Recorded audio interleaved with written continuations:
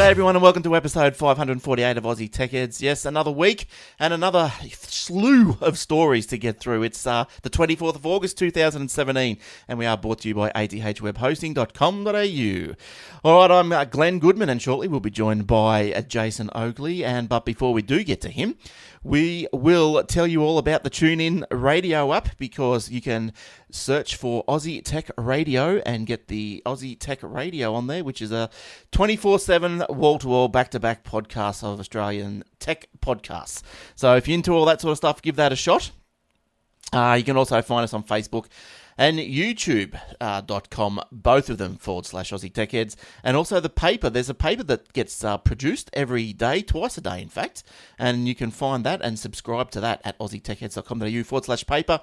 And also you can see the show notes and other interesting bits and pieces on the aussietechheads.com.au / podcast page. You can follow us on the Twitter, Aussie Tech News, or at Aussie Tech Heads, or me at Glenn Goodman. Hashtag Oz Tech Heads. I was reading today that the hashtag is 10 years old. We might get to that later. I just remembered that one. I'll see if I can Google that one while we're talking. Don't forget the Aussie Mac Zone, the Obsidian Loft, Oldfart Geeks, and Aussie Tech Security. I think the two middle ones there are in a bit of a little hiatus, but we'll see. Oh no, the Obsidian Loft wasn't put an episode out not too long ago, so it's still kicking around somewhere. All right, so let's bring in Mr. Oakley. How are you doing, Jace? Not too bad. How's yourself? Yes, good. Thank you. How are you? You were crook last week, so you're all better now? Yeah, got my CPAP machine going. Oh, good. And, they're not cheap, are they, those little fellas? No. So, also been busy with the radio stuff. Oh, how's that going? I'm doing 2 shows a week at the moment because people are sick or go holidays or whatever, so I'm filling in. I was filling in Saturday afternoons and for 2 weeks, and this weekend I've got to do Saturday night request show. So do you do your show when you fill in, or like say if you? I try and do their show. Okay, like so if they're doing the ballroom dancing hour, you fire that up. Yes, my last show that I did last Saturday afternoon was a lot of country and western, son. Oh, They like both kinds of music, country and western. Yeehaw. So you played a couple of Glenn Campbells and Rhinestone Cowboy. Yes. Yep, definitely. Good stuff. I had 2 oldies ring me up and they're like, "That show was great. We love the music." Yeah, right. Nice. I'm glad you liked it. I'm just like, what songs did my dad used to sing 35 years ago all the time while he's walking around? I'm like, oh yeah, there's another one. I better put that one in. So to make 4 hours of a show of country music. Oh, jeez. Really, but you would have chucked in some Johnny Cash, something like that. Yeah, yeah, all the good stuff. Yeah, good stuff. So this weekend, the one I'm filling in is the Saturday night request show, and so it's everything. And people can ring up and say, "Hey, have you got this song? Can you play this for John? Because it's our anniversary or whatever." So I'll be doing a lot of that. So you'll play pretty much like anything within reason, like yep. So like I'm Too Sexy, for example. Yep. Yeah. Wait, Fred. Yeah. Okay. Yeah. Right. Good stuff. All right. And I've been updating their website too. So. Oh, nice. What do they build that in? WordPress. Oh yeah, easy. Not Drupal. No. Oh well, there's time for that. So, yeah, I've got it updated. I put my show and my photo on there in the time slot that I'm there. Moved the guy who was in my time slot to the one before where he was. Got rid of the guy who's no longer there. And used to have to go to the live stream page and then click a link which downloaded a listen.pls file that you that's hard, for iTunes. So now I put a little button on the web page and it's got a play button. You just hit play and you can listen to it on the browser. So much better. Can't they push that into the TuneIn radio? So it's just... Yeah, it's on TuneIn. Yeah. Okay, cool. I listen to it on TuneIn all day while I'm working. And what station is? What do people search up? Great Lakes FM. And I'm full of questions tonight, aren't I? And what day are you on? Usually Wednesday afternoon or Wednesday evenings from 6 to 10. All right, there we go. That's for retro regeneration. I usually start off with 50s music and work your way up to 90s, 2000s and beyond. Right, nice. And how does it work these days in the radio stations? Do they own their music, or are they you just sort of like playing some sort of licensed Spotify, or how's the music stored for the stations? Yeah, it's ripped from CD to MP3 and put into a database, and then we just have an application that's kind of kind of like the iTunes interface where you just put in a whole heap of songs and then hit play, and it's got the sponsorships and promos and stuff in there as well. Right. We got a running sheet that says every 15 minutes you play the sponsorships or promotion. At the top of the hour, you do the news and then sports promo, and then read out the weather from websites, and then start doing your show. So, right. Yeah, good stuff. Sounds interesting. I did have another question, but I forgot, but that might be enough questions about that anyway. What was I going to ask? It's, radio, songs. So when you rip them, do you know what quality they're ripped at? Yeah, they try and keep it 256 and above. Oh, okay, right. Some people purchase their own music and take their MacBook Pro there, plug it in, and play it off there. Okay. So I thought, I suppose because it's community radio, that must meet the licensing standards, I guess. Yeah, because I know, but even with the libraries, I believe, when they buy a book or they buy a DVD or something at the public libraries, they buy it for a lot more because they're going to hire it out. So I thought it might have worked something similar to you guys. Well, we've got a huge library there with thousands of songs, so I just play all mine from the library there. I don't bother taking in anything. We've got 2 CD players and even a record player if you really want to go that far. Jeez, wow. If you're one of those vinyl addicts, If I get 5 seconds, I'm going to ring up and request a song on Saturday night. Yeah, or you can text me. Oh, all right. Yeah, cool. Is it busy? Will I get through? I don't know. I only heard the start of Bruce's show while I'm driving home from my show the show that I was filling in the last 2 Saturdays. So usually the first hour he has a theme. So I think last time was the Rat Pack, and right, those songs for the first hour, and then from then on it's all requests. But he goes to midnight, which I don't think I'll go to. I think I'll probably go to about 10 or so, and then switch over to the automated system. Yeah, fair enough. Well, this week we've had some news from the ACCC. They're warning of fake NBN scammers. And yes, I know, dun dun dun. Now, nearly $28,000 has been stolen out of the clutches of Australians this year by scammers pretending to be the NBN. And all in order to steal their personal information and money.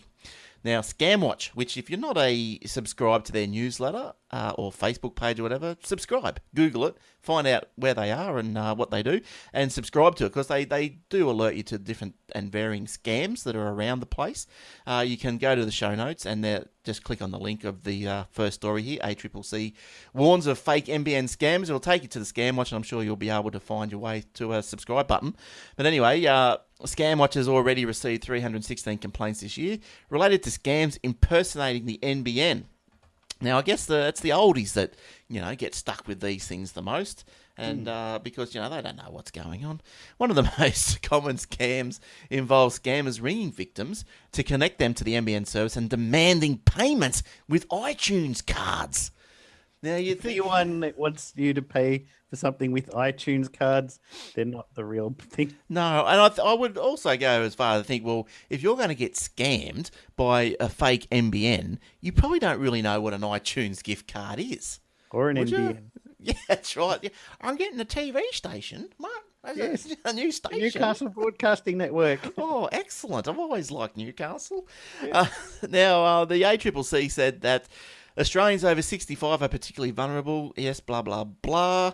NBN will never phone you. So this is the ACCC. NBN will never phone you out of the blue to try and sign up a service to you over its network. NBN is a wholesaler, meaning they don't sell direct to the public. If you do get unsolicited calls like these, it's a big red flag and you're dealing with a scammer. NBN will also never call you remotely to fix a problem with your computer or to request personal information. I don't know how many times that these stories and people have to talk about this for people to stop getting scammed. But well, since you watch those news stories on television and lawyers and policemen and doctors are getting scammed successfully, and you would think they're quite clever people to be in those positions, then you can't really blame average Joe for getting scammed as well. No, I guess not. But there are a lot of scams around, and sometimes, you get emails and stuff. And look, I think I had one a little while ago now where if you're getting emails, you should be signed up to our system because it's my job to stop them scams getting to you. And if they do, let me know.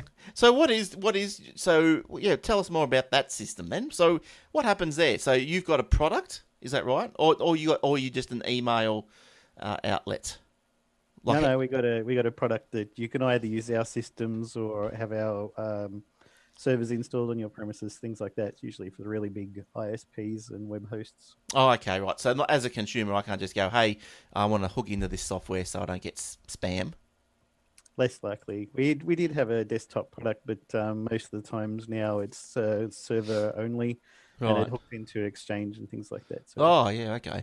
I think there's others. There's one around, is it MailGuard? Do they do a consumer one? I'm not sure. But anyway, I think that's another one. Apple's hidden job has been found online. Now, how's this for sneaky? So there's this guy called Zach Whitaker. He discovered it by chance while analysing some data being sent from iPhone apps. And it was a page on the Apple website that was looking to hire a person for a job. Now, the text begins, and obviously what it is all about is if you've come across this page, you've found it by doing... jumping through a few hoops. And if you jump through those hoops successfully and you found the page, Apple is looking for you. The text begins, "Hey there, you found us," and says the firm is looking for a talented engineer to develop a critical infrastructure component.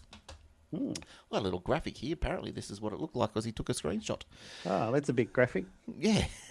Now, as part of the stream of traffic, I could see it was connecting. Yeah, so when he was doing his iPhone apps, whatever he was doing, as part of the stream of traffic, he could see it was connecting to this one URL, and there it was. The use of hidden messages in recruitment campaigns does have a long history. Now, I think if you would remember, you watched the movie. What was it? I don't know. Wasn't it with the Alan Turing movie? I don't know. The Enigma Code. Yeah, that's what it was.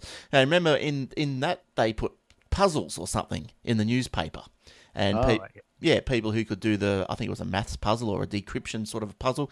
If you could do the puzzle, then you applied for the job. So during World War II, code-breaking headquarters Bletchley Park set puzzles in newspapers. That was that one. And in 2016, British firm Dyson devised a series of 4 challenges, beginning with a key hidden inside a YouTube video. I was going to say... Have you ever watched Archer? No. What's that about? It's a animated show about a special agent guy called Archer, but the guy who wrote the show, somebody was watching this show and they noticed in the background when they had somebody's bio who was on the show, it had some hexadecimal numbers. So they thought, I wonder what that's about. So he decoded it and found it was a tiny URL. Oh, yes. And when he went there, he found out that it was a site that was created by the show's creators. Right. So they didn't mention it to anyone. It was just hidden in this hexadecimal code. And then once he logged into there was a audio file on there. So you had to download and run a audio spectrum analyzer application that could strip out hidden messages inside the audio, which had another tiny URL which went to a different site where you could log into a computer system like they use on the show. Yeah. And then it had links there to other sites where you could go and there would be an image. You download the image and run it through an analyzer which could take hidden messages out of images. And there's just sites all over the net. The Reddit did a huge track down on it once they found out about it, and found all these sites all over the place that had like crossword puzzles and all this sort of spy stuff, because it's about a guy who was in the it was called the ISIS agency, unfortunately, before the ISIS people became famous and was all over the news, so they had to change it in the TV show, and so they killed off the agency. They just blew it up. Yeah, right. Overcoming that problem. But yeah, it's really fascinating, and just because this one guy is like, I wonder what those hexadecimal numbers decode to in ASCII. Oh, wow. And then suddenly this huge phenomenon just took right off. So that was a TV show? Yes, animated TV show. Archer? Yes. Oh, okay, cool. So in 2015, GCHQ, whatever the hell that is, I think, is that the UK Health or something, used a pressure washer, maybe not, used a pressure washer and stencil to spray paint cryptic graffiti on the pavements of various UK cities as part of its recruitment campaign.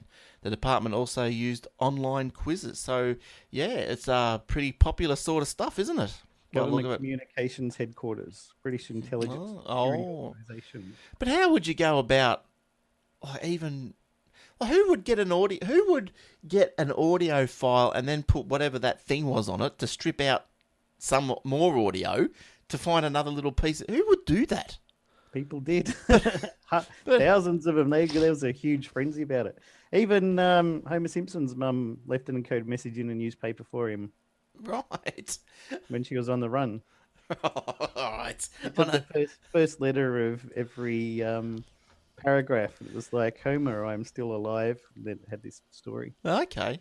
No, I don't watch too much of The Simpsons, but yeah, okay. Yeah, that's everywhere. How intriguing. All right. Now, what have you been reading this week? I hear Google's been up to some things. Yeah. Company has recently announced integrate. Oh, this is sorry, wrong story. Where are we? Back up one. Google has announced a lot of helpful new features to make your smartphone even smarter. Here's everything coming to Android O. And what does the O stand for? Ho, ho, ho. Oreo. Oreo. Yep, Oreo biscuits. So they moved, is this still keeping with desserts, although it's a biscuit? Is this still desserts? Yeah, they had Kit Kat before. Yeah, so still the dessert theme? Yeah. Okay. When's the, Google Snakes or something? On a plane. So, yeah, tell us, what's Oreo doing? Ever try checking your schedule while staying on a video call? Android Oreo makes it easy with picture-in-picture, letting you see two apps at once. It's like having the power to be in two places at the same time. We've all been overwhelmed by notifications and managed to miss the ones you care about the most. But Oreo has notification dots that you tap to see what's in your apps, like the important ones you put on your home screen, and then take action on those notifications quickly.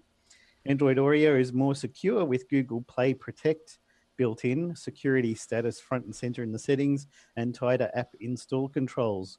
That means you're better protected from nasty malware that could help crooks steal all your dosh. Oh. Battery is about to last longer too. Android Oreo helps minimize unintentional overuse of battery from apps in the background. These limits keep your battery going longer. Android Oreo helps minimize unintentional overuse of battery from apps in the background. Speed is essential for phone addicts, and with Android Oreo, you can get started on tasks more quickly than ever before with a faster boot speed, up to twice as fast on Pixel, in fact. And once you're powered up, Autofill and Android Oreo remembers things like logins with your permission to quickly get you into your favorite apps. Plus, support for Android Instant Apps means you can teleport directly into the apps, no installation needed. And there's over 60 completely new emojis. Isn't that wonderful thing? Excellent. Yeah, I can't wait to use them. Did we convert you to Android now just because of that? Yeah, okay. If they got the emojis that got you right. I want emojis with freckles. I'm being discriminated against.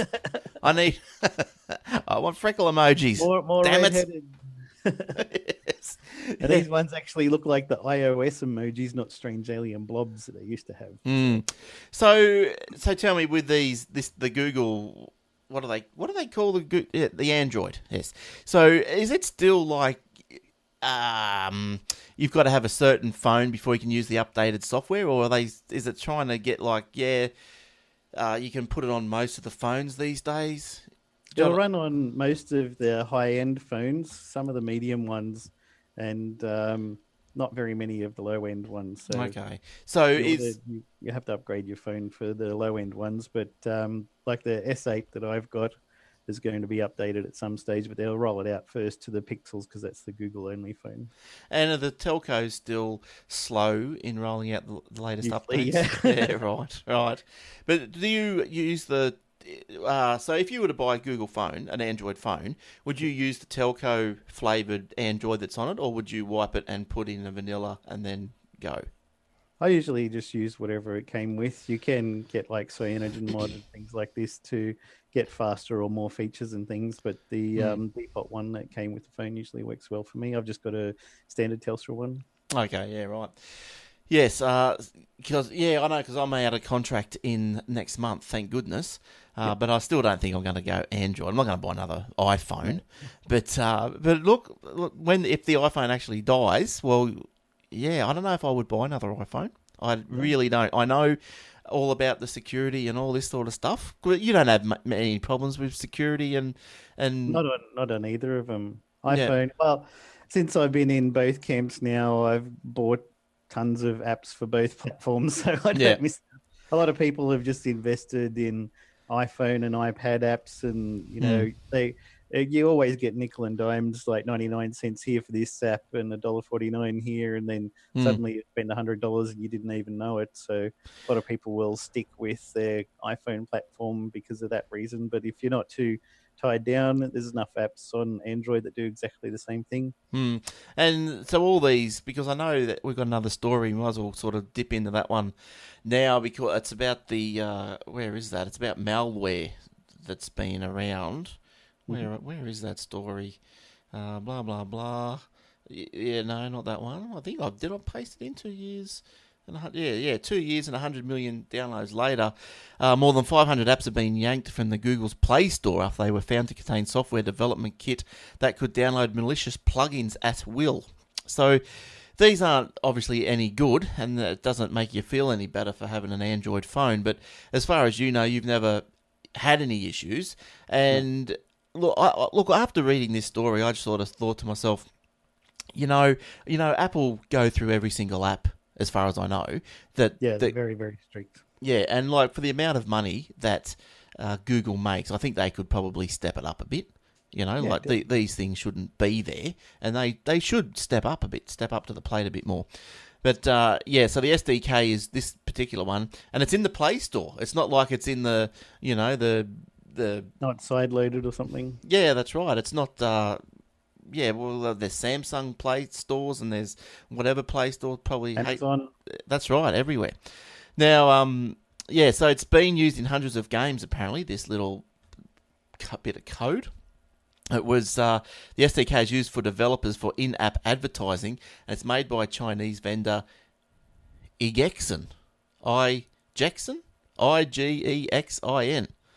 can't even start for that one. So. Here we go. The Chinese are at it again. It has been used in hundreds of games, whether internet radio, image editor, and other apps, which has been downloaded in excess of 100 million times. Lookout said, Lookout is the place that is reporting on this. Lookout said the malicious functionality was fully controlled by Igexin, however you say that, which could activate at any time and download malware from a remote server controlled by the Chinese company. After being notified by a Lookout, Google pulled more than 500 apps that feature this advertising SDK. So it is rather poor.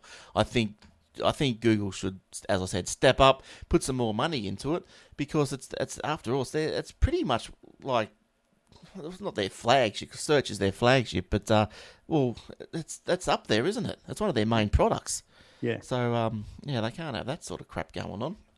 But definitely not. Do you have antivirus? I know you can get antivirus on phones now. Do you have any of that, or are you just happy? Just don't worry. I can check. I don't think so. I haven't specifically installed any. Oh, there you go. It comes with a lot of security features built in, the Play Store security and stuff, which has always been there, but now it's going to be more up front and center than it was before, which is why they're talking about it now. Just so that people can see it quicker with clicking on links rather than going into menu settings, security, phone security, malware. Yep. So, look, in keeping with the sweet theme, and of course we were talking about KitKat as well. Now, KitKat have used of copying Atari's game Breakout. So you would all remember the Breakout game, like little, what was it? Where did I hear that? Little Brickout? Was that on the Apple? I think it was. But anyway, where you had the squares or the moving bricks up the top of the screen, probably layers of 4 or 5, and then you had a little base down the bottom that you move left and right. You had to keep the ball in play, and it used to bounce up, hit the bricks. That was like Arkanoid, one of my favorite games. I made in 2000. I made a version of that for the VZ200 and VZ. Oh yes, I remember. Saying that. And I remember reading the instructions for one of these. I think it was Little Brickout, wherever that came from, in whatever platform I was using at the time. That's what it was called. But I remember in the instructions it was, keep the ball alive, and the term you had to put a little bit of English on the ball. Well, have you ever heard that term? No, maybe a bit of mustard or something. Yeah, maybe. But Apple II, Apple Basic, Apple II DOS 3.3. little brick They out. had Apple Basic called Little Breakout. And it was like, and what it meant was because as a kid, I'm thinking, what's Oh, it was by Steve Wozniak. Oh, there you go. Ah, so and I'm thinking, put a little bit of English on the ball. What does that mean? You know, what is this strange word? Why is it here? But what I think it meant is that you hit the ball on the side spin. on the side of the panel on the side of the paddle, and it would go off into a different direction. And that apparently was called putting a bit of English on the ball. So maybe it was a cricket term. I've got no idea. But anyway, look, I've got a video. I've got a little clip, a photo here. If people on the video, they can have a look at that. But this was the one that Kit Kat got in trouble for. So Kit Kat put an ad out, and instead of bricks at the top, they were bricks of Kit Kats. Fingers, Kit Kat fingers. And that's apparently what got him in trouble. So this is like 2 years ago or something. Yep. That this happened, and now Atari have decided they've taken offence to it and said, "Hey, that's our game you used there." But anyway, money. Yeah, the advert showed a game similar to Breakout, but where the bricks were replaced by Kit Kat bars. Nestle said it was aware of the lawsuit and would defend itself strongly against these allegations. They'll teach them. Yeah. Atari alleges that the similarity with its original game is so plain and blatant that Nestle couldn't claim to be an innocent infringer. Nestle's spokesman, or Nestle, depends where you're from, said this is a UK TV advert that ran in 2016. The ad no longer runs, and we have no current plans to rerun it. Now, I wanted to have a look at the ad, but I found it quite hard to find it on the internet. I did. I looked on YouTube. Ah. Yeah, so I could only find stills of it. There was one news story that looked like it had it, but it had been removed. So whether or not that's all part of the IP lawyers at work. Yeah, but anyway, so Atari's come out of the woods after 20 years and said, "Oh, we're still here. That's our game." Yeah, they got a new box coming out, new Atari box, as in an updated one that'll run different games. It's got USB ports and SD card slots and stuff. But will it run for new games or the old? Yeah, okay, that'd be interesting. I knew there was. I think one time Will was talking about a box with USB. I wasn't too sure if it was going to have new games or not. Yeah, but They had a preview on. I think it's like AtariBox.com. Oh, let's see if I can find that. AtariBox.com. While you're doing that, Breakout directly influenced Wozniak's design for the Apple II computer. He said a lot of features of the Apple II went in because I designed Breakout for Atari. I designed it in hardware. I wanted to write it in software now. This included his design of color graphic circuitry, the addition of game paddle support and sound graphic commands in integer basic, which he wrote Little Breakout, a software clone of his own hardware game, Wozniak said in 1984. So what's he saying there? That he invented Breakout? They came up with the idea, and he had to create the computer for it to run on. Yeah, right. Oh, nice. Basically, all the game features were put in just so I could show off the game I was familiar with, Breakout, at the Home Computer Club. It was the most satisfying day of my life when I demonstrated Breakout, totally written in BASIC. It seemed like a huge step to me after designing hardware arcade games. I knew that being able to program them in BASIC was going to change the world. Yeah, nice. What do you think of the Atari box? You can get a wood panel version. Yeah, is that it there? Yep. It's just a little box, isn't it? Yeah. Look, I don't know what it is about Atari, but it's obviously because, it was probably one of the consoles that was out when I was a kid, but just the name of it, the logo even, it's just, I don't know, it's beautiful. And the logo is based on Breakout as well. It's got the two paddles on the side that curve in and a line down the center for the center line in the game. Ah, right. Well, when they had the Pong, it's from Pong, sorry, not Breakout. Oh, yeah, right. Yeah, and what was the game that came with the Atari was Combat or something. That was the game that was yeah. thrown into the box. Yeah, so it looks all right. I'm going to probably have to go and have a look and see. Does this scroll this page? What else we got on here? Oh, no, that was it. What else can we do in here? Hang on, I'll go back to the page. What else can we go? Press, developers, jobs, news and updates. Oh, Facebook? No. Press? Let's have a look in press. See what's in there. Oh, nothing. Send us a message. Jobs? No. Oh, yeah, let's have a look at jobs. Maybe there'd be a job for me. It's got an application. Oh, that doesn't... Oh, everything is just a contact form. News and updates. Yeah. Oh, there we go. Yeah, the Atari box. Yeah, so it does look good, doesn't it? It'd be interesting to see what sort of games come out for it. Like, I'd like to probably see it'd be cool to have like an updated version of a lot of their older games. Yep. Here's one on Facebook. I'm so excited. I can't wait to see the controller. It's going to be... Is it going to be digital only, or is it going to use physical copies of things? I'm just dying to know details. I love both editions. If wood grain is sold out, I'd go for the red and black. I think it's aesthetically well designed. I'm glad you guys are putting work and time into this. I want it to succeed. There we go. Hell no. Atari wood grain for the win. Yeah. They're going to take on Xbox, Switch, and PlayStation. Oh, it must going to be a pretty decent machine then, eh? It's going to be... yeah, right. Very interesting. Well, Atari haven't made any news for a while, have they? So, no new products, so that's good. Excellent. All right. Did you have anything else there, Jace? Or you want me to plug on? Let's see, where are we up to? Sonos customers react angrily to new privacy policy. The company has recently announced integration with voice-responsive smart speakers like Google Home and Amazon Echo. As Sonos rolls out the integration, it will begin collecting more customer data about audio settings, system errors, and other account information of users. And if they don't agree, they won't be able to update their speakers, which means they'll soon cease to function, the company said. Oh. That's not very good, though, is it? Like, no. I think, every time I get you get a question on installing Windows or whatever it is, do you want to send... Next. Yeah, that's right. Hurry up and install the damn thing. What did I agree to? I don't care. No, well, that's right. That's right. But if I come across that, send diagnostic report, I go, nah, waste of time. I don't want to waste my internet. But yeah, I don't think that if you say no, that shouldn't hold back your updates. That's pretty. Whoa, what's that? Well, it's not just hold back updates, but it also bricks it. So Sonos spokesman said if a customer chooses not to acknowledge the privacy statement, the customer will not be able to update the software on their Sonos system, and over time, the functionality of the product will decrease. The customer can choose to acknowledge the policy or can accept that over time, the product will cease to function. The ultimatum quickly drew criticism from annoyed customers as well as privacy advocates. I'll happily toss my system if true. Privacy matters and good companies respect their customers. Another Twitter user took to social media platform demanding a refund for his Sonos speakers.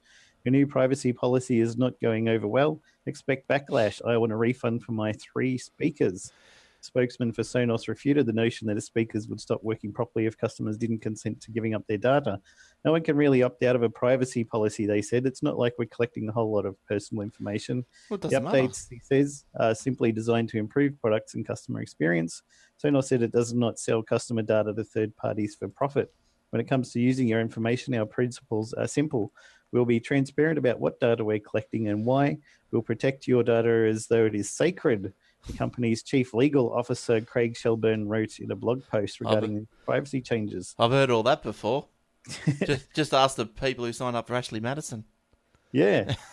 Because Sonos is a platform that partners with streaming services and other home devices. We do share some data with our partners that is necessary for making the partner service work on Sonos and providing a quality experience. Yeah, look, I think that's a bit rude.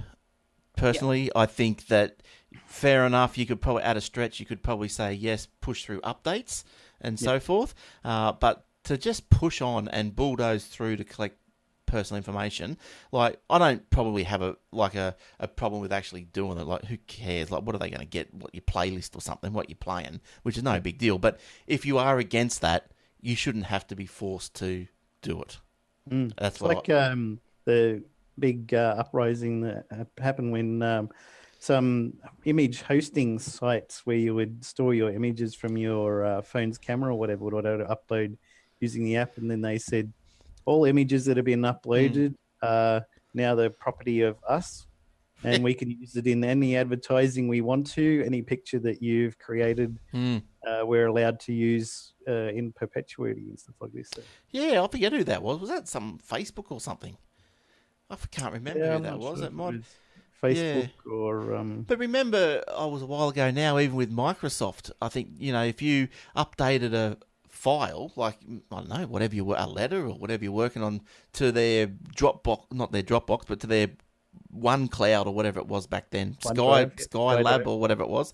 Yeah, someone noticed that when you retrieved it, when you pulled it back down, it was like a couple of bytes bigger. And and Microsoft was actually inserting like some XML code into it so they could track what people were using or whatever. Oh yeah, that was there way back in the early Office 97 and stuff, where any file that you created, if you went through and read it with a text editor, it would say this file was created by Glenn Goodman on this computer, and it was from this folder on his computer, and all this sort of stuff. So that's a bit dodgy.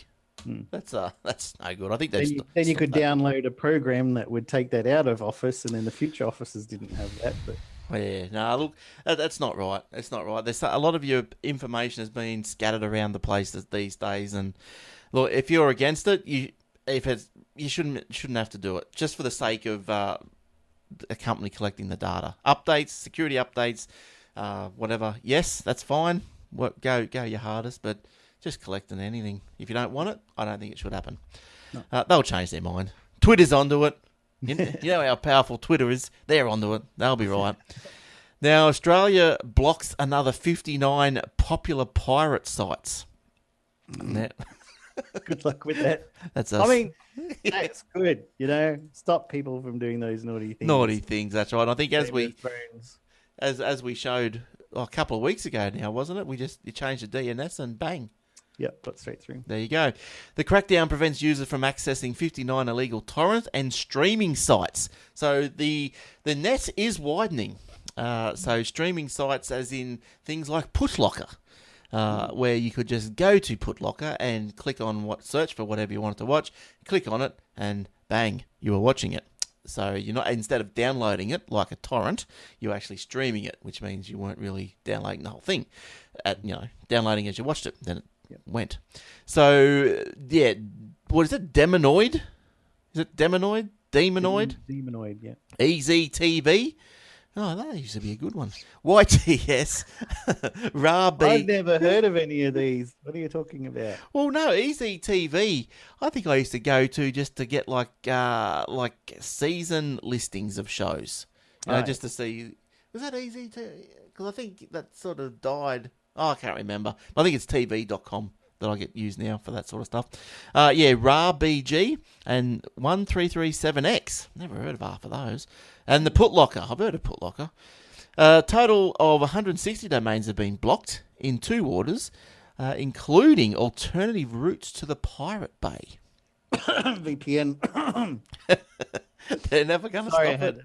I told you I had a bit of a cough. VPN. They are never going to stop it. I don't know. So say for example, they've blocked it they've blocked it at Sydney Cove, where the pipe goes out of Australia, right? They've put a big lock on it and said, no more torrents, we're going to sniff everything, and if we see any morsel of Pirates of the Caribbean come through, we're blocking it. So they block everything, right? But then it's just going to, some server will pop up in China or the Bahamas or somewhere and re-encode it as something different and call it something else and VPN your way through and away you go again. Maybe encode it backwards, and when you download it, you get a program and push it all back the other way. Well, it's like if you have a look on YouTube, there's a lot of TV shows that are now have this really big background that might be leaves or flowers or something, and in the bottom right corner, it's got the movie or TV show because it gets past a lot of the YouTube filtering.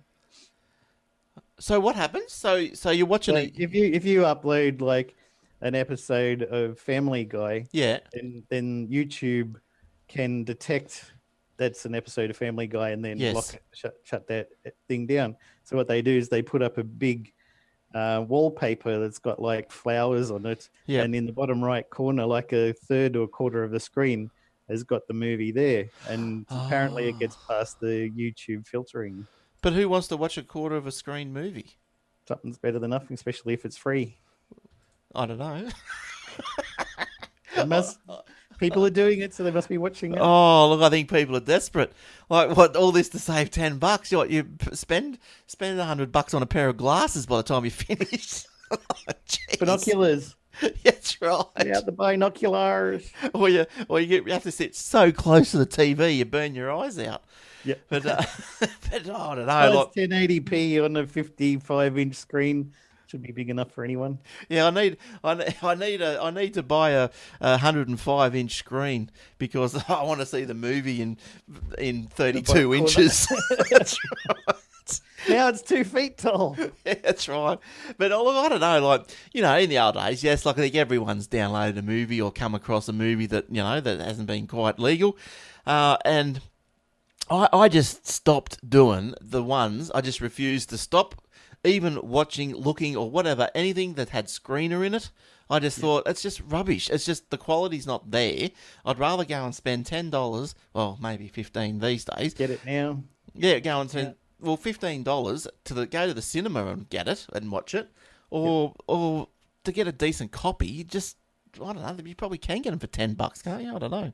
Yeah, well, a lot of the time you only want to watch a particular show once, so do the rent now on iTunes or Google Play.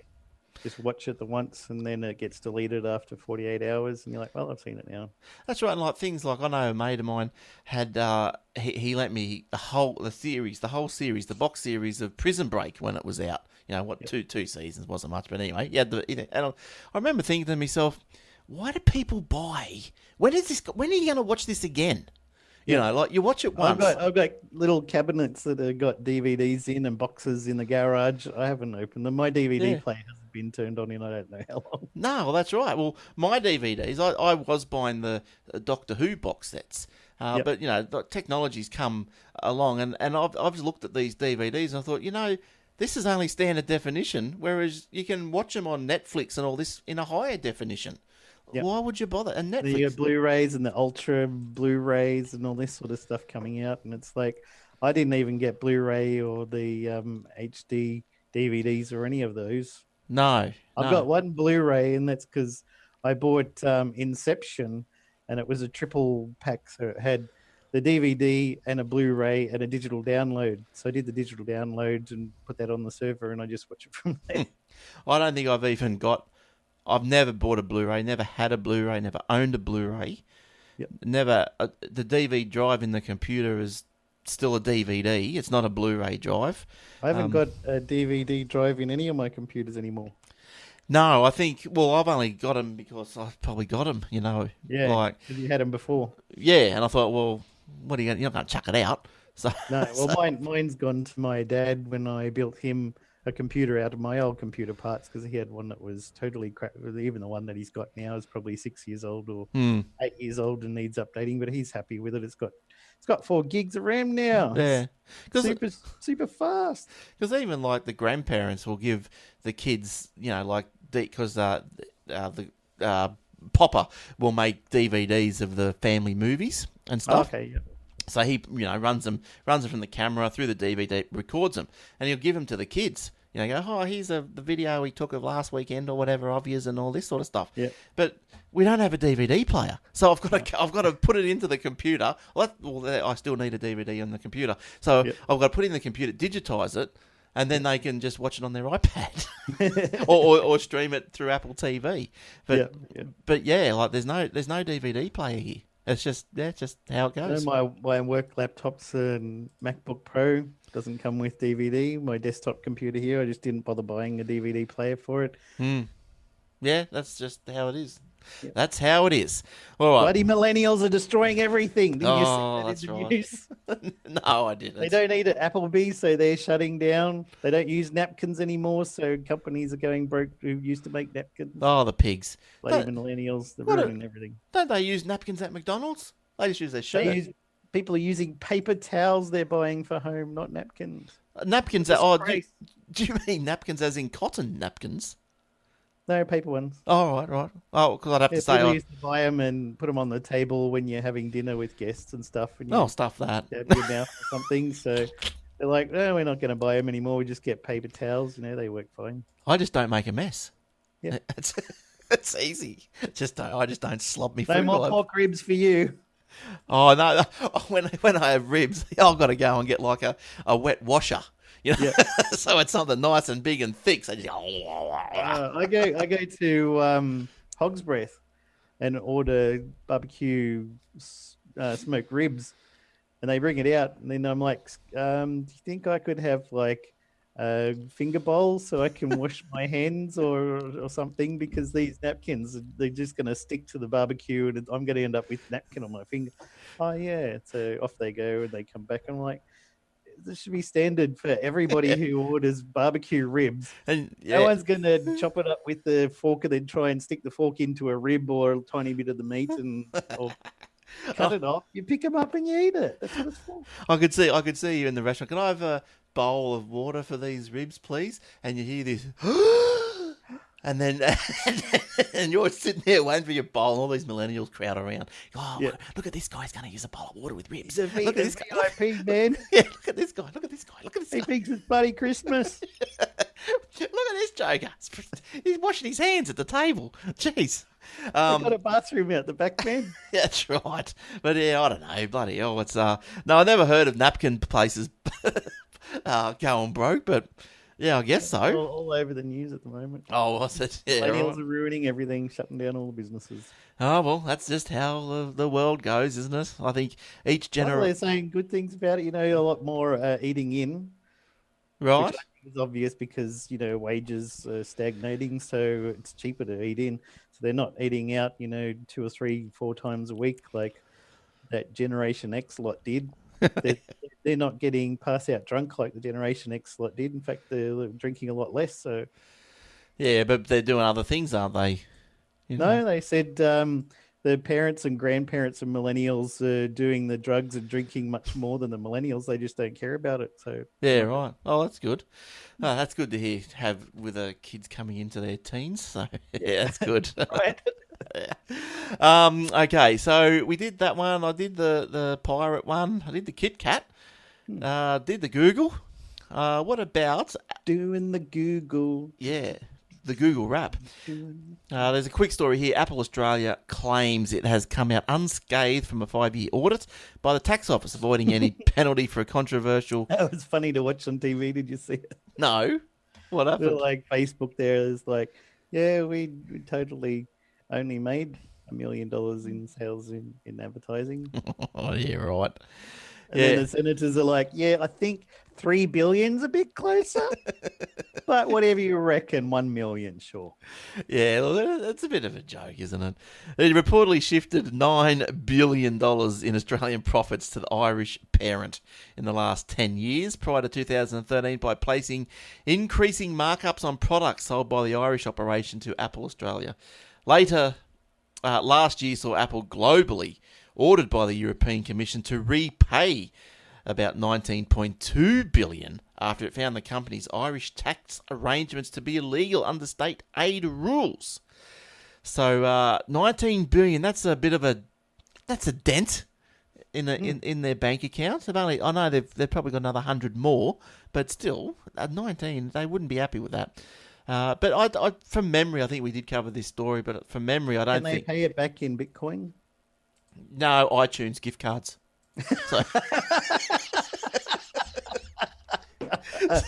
That's the funniest thing I heard on this show. I'd pay that one.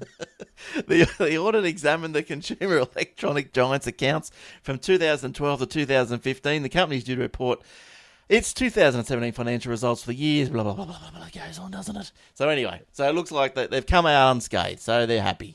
So Speaking of which, did you see the current latest value of Bitcoin?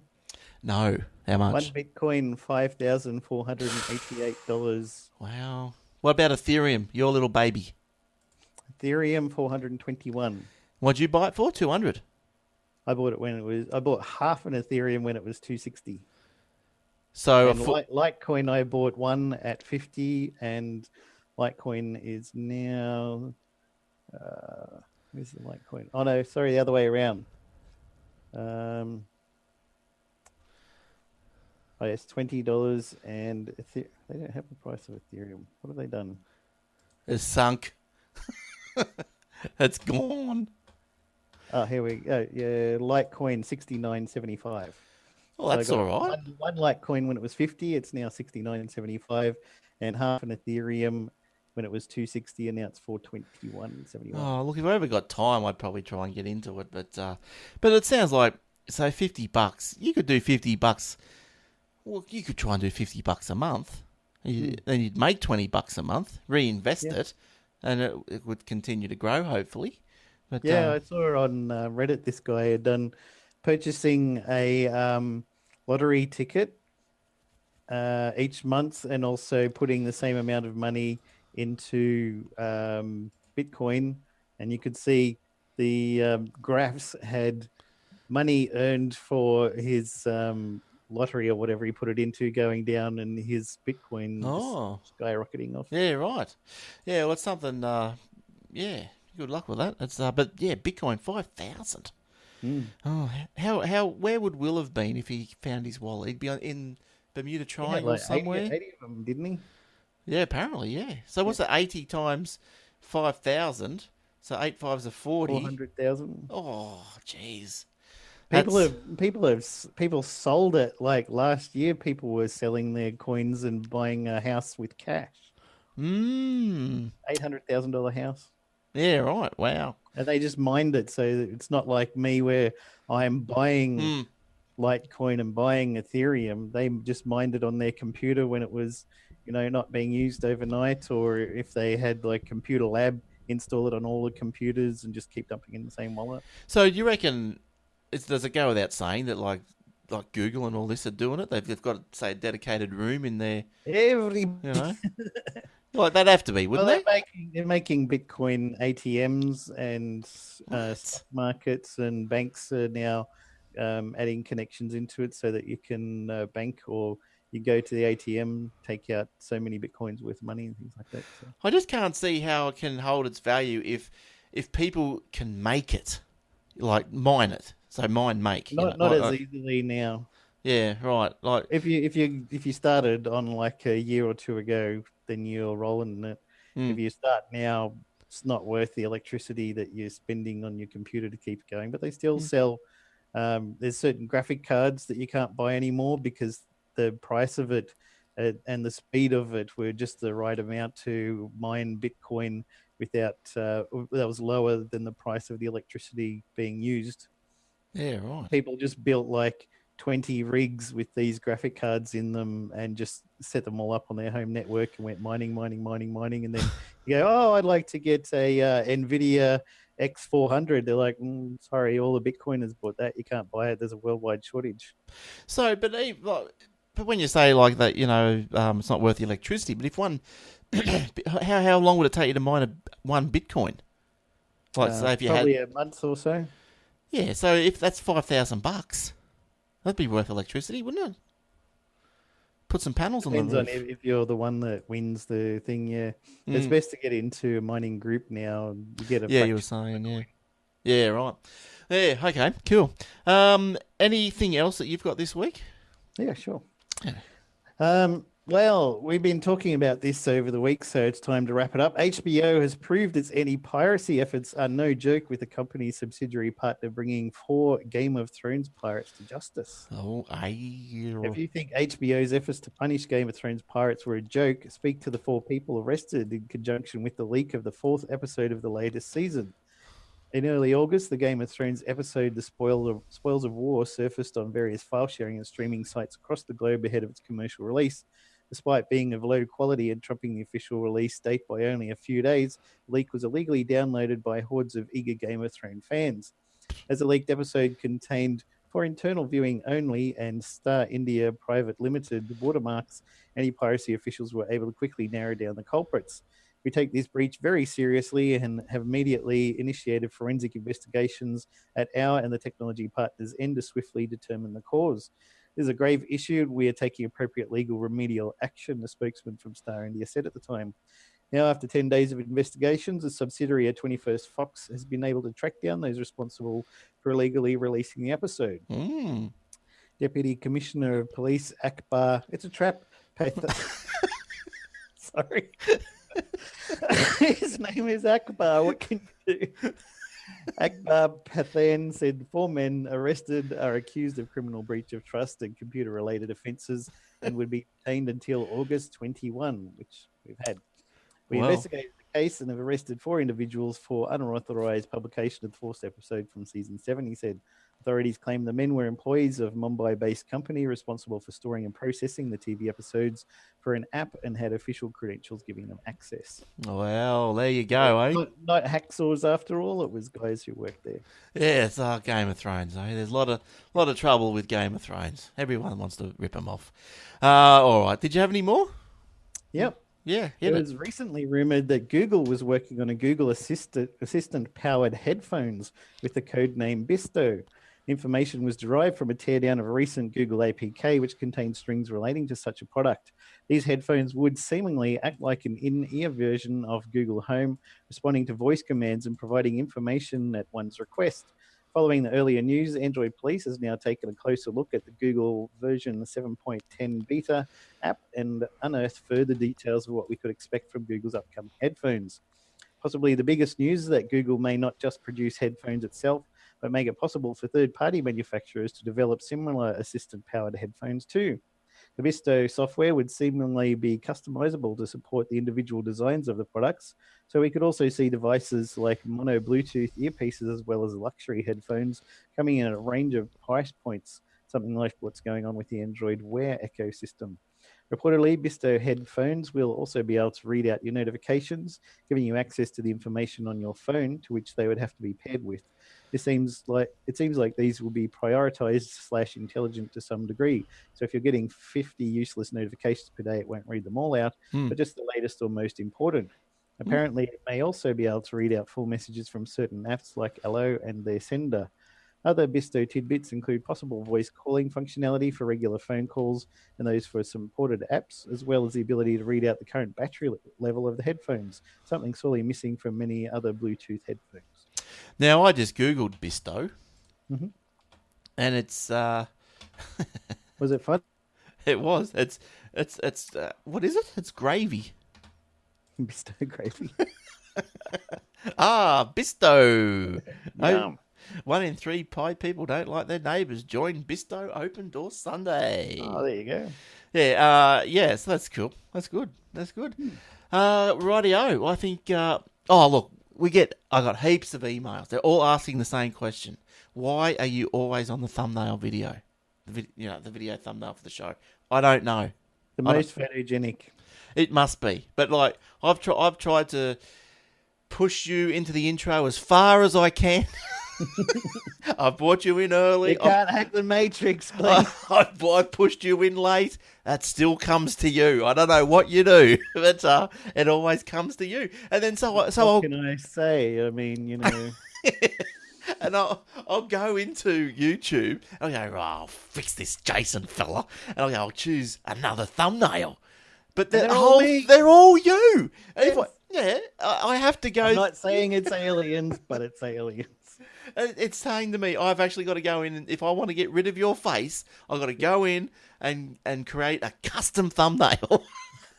I'll tell you, if it does it to me this week, I will do a custom thumbnail. I'll teach you. You didn't do it last week, right? No, I was... Did it get Shane? No, I got Shane. Yeah. As long as it's not you, that's the main thing. That's right. It must have some... I got a haircut today, so maybe I'll have a shot. It might help. It may do. All right. Well, I think that'll do us. I think, unless you're ready to rock. Sounds good to me. Yep. Lovely. All right. So thanks for joining us again for another week. And we'll be back again next week, barring accidents. Fingers crossed. Thanks for listening to the show. It is broadcast weekly. We can be found at facebook.com and on YouTube, and they're both /Aussie Tech Heads, and twitter.com/Aussie Tech Heads. Email us, Glenn, Will, Warlock, Eric at aussietechheads.com.au. All right. Thanks, Jace, for coming in. Glad to hear you all better. And no worries. Good to be back again. And what is that? And next week. Oh, that's you're going to suck up the thumbnail definitely now with those things. An Enderman and a Creeper. Oh, there you go. All right. Well, thanks for downloading.